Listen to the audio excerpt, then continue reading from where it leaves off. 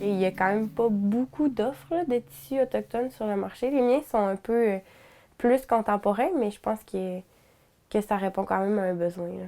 J'aime m'inspirer de motifs traditionnels. Tu sais, je vais c'est ça, au centre de documentation du musée, puis je fais des recherches, puis je regarde qu'est-ce qui se faisait avant, puis comment je peux les réinterpréter. Puis c'est ça, que ça fait vraiment des créations uniques.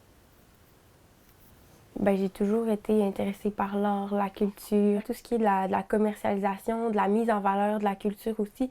Ça m'a toujours interpellée, fait que j'ai décidé de me lancer là, en tant que comme designer de motifs qui s'inspire de la culture, mais aussi avec une plateforme de vente en ligne pour vendre mes créations, mais celles des autres artisans de la communauté aussi.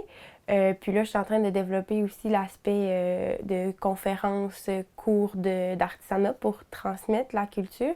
Puis je voudrais aussi là, vendre des ensembles à faire soi-même pour que les gens puissent apprendre à faire de l'artisanat à la maison là, avec comme des vidéos là, que je vais faire. À la base, je dessine des motifs que je fais imprimer sur des tissus. Puis avec ces tissus-là, je fais plein de choses. Là. On fait des jupes à ruban, je dis je fais, mais c'est un travail d'équipe là, quand même. Mais on a des chouchous, on a fait des masques couvre-visage. Puis j'aime ça aussi toujours créer des nouveaux produits, comme j'ai fait une trousse de voyage pour amener ses boucles d'oreilles à franges quand on part en voyage.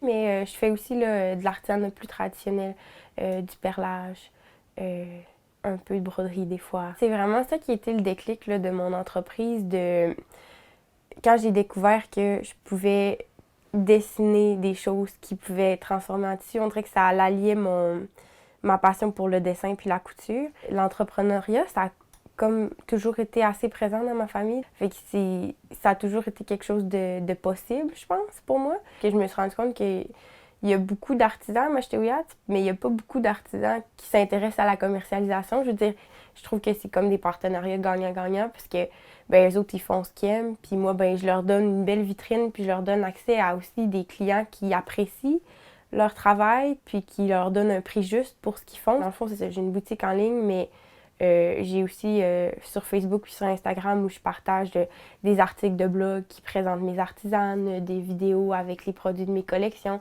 Fait que je pense que c'est le mix des deux là, qui font que ma marque elle a quand même une certaine renommée maintenant, là. Je suis une fille qui a vraiment besoin de beaucoup de défis, puis que l'entrepreneuriat, ben, ça venait répondre à ça. Tu sais, je peux mener mes propres projets, puis aller encore plus loin là, au niveau de la transmission culturelle. Je trouve que l'entrepreneuriat, ça enlève toutes les limites dans le fond, là. Fait que c'est ça que j'aime là-dedans, là.